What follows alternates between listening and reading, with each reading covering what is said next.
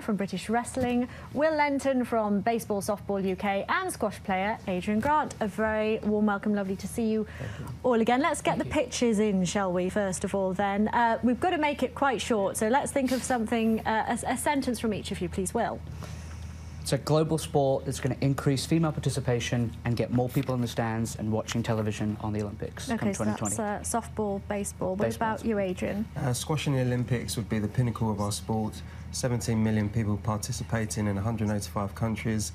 Forbes rated it the world's healthiest sport, and the IOC are evolving the programme, and they wanted a new sport, and squash is the only sport left in the mix. OK, Colin, then wrestling, because that has recently, well, been an Olympic sport up until recently. It's been an Olympic sport from the very beginning, indeed, that's its main thing. But what's happened is we've now got a chance for a new beginning, and since our last Olympics in London 2012, we've had a huge number of changes. We've got an athletes commission, we've got women on the board of the International Federation, we've changed the rules to make it much more friendly and more accessible for the spectators and much better for the athletes. Will, how much could Tokyo being chosen for 2020 play in your favour as softball and baseball? Well, I think it's going to bring a lot of strength to our case. Tokyo and Japan and all across Southeast Asia is a massive baseball and softball following country, both from participation and filling stadiums. So when the IOC are thinking about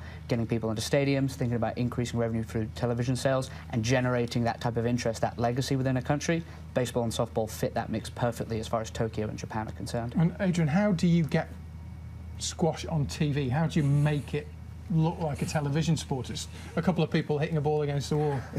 Well, that was one of the hot subjects, you know, and we listened to the IOC. We've changed our format. We're on an all-glass court now. We have our own TV production team that have a specific graphics and visual aspect of the game, so you know what package you're going to get. And also with the glass court, you're able to have a view in 360 degrees, so you really get an intimate affair of how athletic and fit these guys are on the squash court, and hopefully that will come across on the TV. And you can take that and put it in an iconic location, can't you? Exactly. I mean, we've played squash in front of the pyramids, in Grand Central Station in New York, and in Hong Kong Harbour, and hopefully in Tokyo.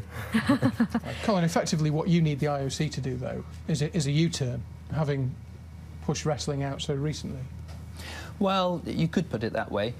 Certainly it was an enormous shock to wrestling to actually be told that they wouldn't be in the Olympics after 2016, because we're in Rio 2016.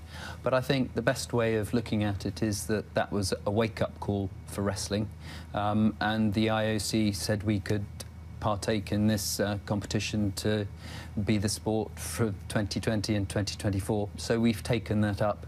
And 60 million wrestlers across the world have all got together solidly behind the sport. So you could actually say it's actually the best thing that's ever happened to wrestling.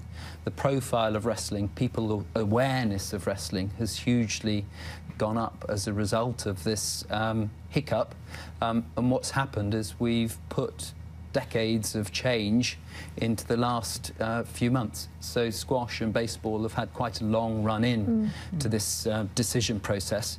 We thought we were in the Olympics, and it was only in February of this year that we discovered that we weren't. So we've had to put together a huge campaign, and it's been historic. Russia, America and Iran together in a joint press conference at the UN. It's never happened before, and they did it for the sport of wrestling. OK, well, I guess you guys, very briefly, just don't believe they should have a second chance. I think absolutely not. I think we're ready to come back in. You know, we have a fantastic pitch. The modifications have been made to baseball and softball, and this is our opportunity to get back in there and, to be honest, show London what they missed out on. But maybe they need to go somewhere new. Yeah, exactly. I mean, and that's what the IOC wanted. Like I mentioned before, they want to evolve their programme, and we've listened, we've learned, and now we've produced the goods. I personally think that squash was ready 4 years ago, but, you know, that's down to the 104 delegates. OK, Colin, well, Will, Adrian, thanks all very much indeed. Thank you very much. Thank you. Thank you to you too, Sean. You're off to read the news from Dubai now. Thank you, Roger. Thank you indeed. I am. Yes, that's it from me for this morning. Thanks for watching.